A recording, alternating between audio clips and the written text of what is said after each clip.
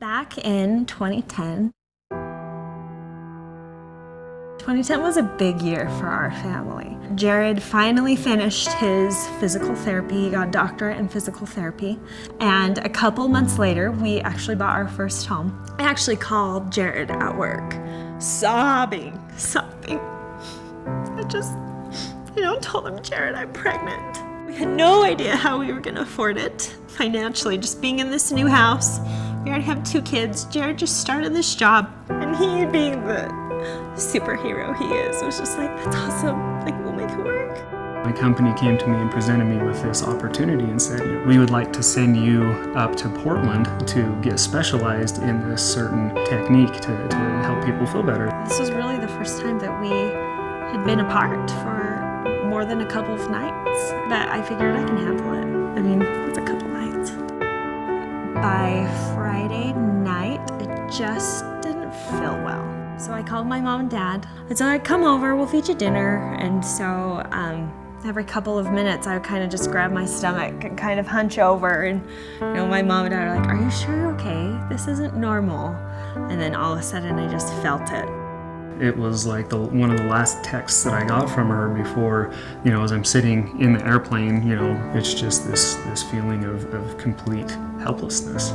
And my cute dad, who is just the most kind and just the most gentle man, just helped me to the car so much at that time. I was losing a lot of blood, and they wheeled me in when we arrived at the emergency room and took me in and took me back and did an ultrasound, and there was no heartbeat. And at that point, I just remember someone saying, we've got to get her into surgery. I mean, to think of the implications behind that, I lost a child, but could I have lost my wife as well? But I remember waking up after it was done, and I immediately put my hand on my stomach. And it was the weirdest thing.